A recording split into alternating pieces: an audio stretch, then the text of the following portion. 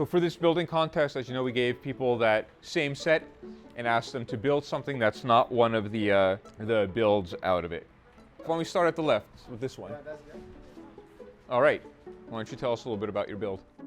So HILUG, the Hawaii Lego Users Group, is a group of kids and adults who just love to build with Lego and to get together, share our passion, display things, share ideas, hold displays, and just have fun with the brick. Lots of great creations, actually. I love that. 6 creations, and they're all different creatures. That's awesome. We started when there was a traveling Lego exhibit coming to Bishop Museum in about 2012, if I remember correctly. And in addition to what was coming, they wanted to have some local Lego creations that reflected things from Hawaii. And we had some of those, so we decided to form a club and make it a sort of official component of that exhibit.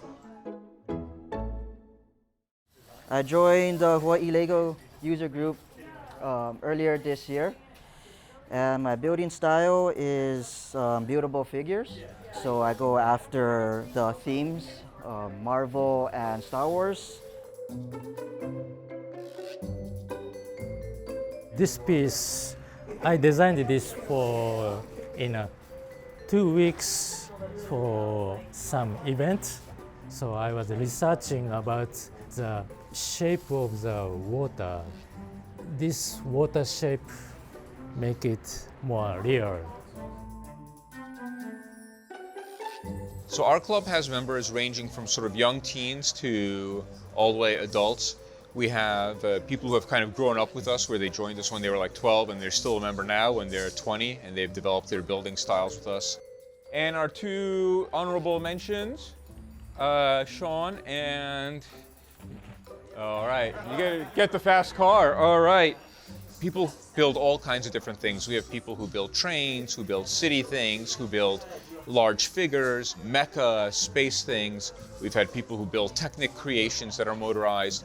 So whatever you can build with Lego, people in our club have done it. And right here we have one of our group builds, which is a model of the heart, the skyline, I should say. This is a collaborative build with different members of our club who have built the trains, the streets, the guideway. So this really captures people's imagination because they're used to seeing the rail outside and it looks just like the real thing. Seeing people interacting with the Lego, not just the kids but the adults too, they're often, you see the wonder and amazement at something like that. You can also hear them talking about the Lego they have at home and wanting to go home and build. So that's one of the things we want to do, is inspire people to see what they could do besides what they just bought at the store. Let's see what we can create out of these random pieces. I always like seeing how creative kids are when there's no instructions.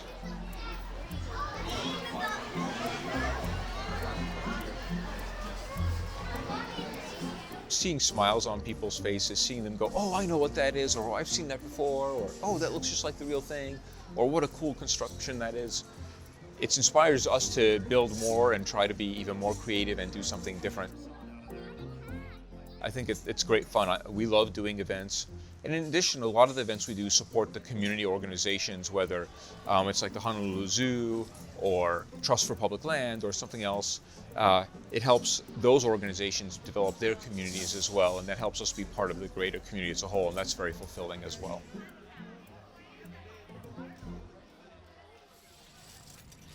More robots coming. This is early Black Friday, I think. Everyone's gonna get one of these for Christmas. Are these yours? No? Oh, you're just taking them? Oh, here, wait, we gotta share the wealth. Share the wealth. Lego has gone from being like a toy for kids to even being marketed to adults. And now that with, Facebook groups, tons and tons of people on TikTok and Instagram sharing their Lego creations, it's no longer like, oh, I'm a grown-up playing with a toy and it's not cool. You realize that there are a lot of people doing it, and so kids and adults, everyone of all ages, can feel comfortable playing with it, sharing their creations, and it's really become a toy that's almost an art medium or a form of creativity, and not just, oh, a toy for little kids. So it's never too late to start.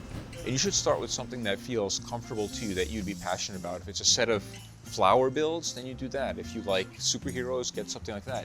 And then as it expands and you realize what you can do with it, feel free to take something apart and make something different and something new out of it. And if it doesn't work, try again. That's the great thing about Lego. Something falling apart is just the pieces coming apart. You're not actually breaking anything. You're just being allowed to be more creative and build again.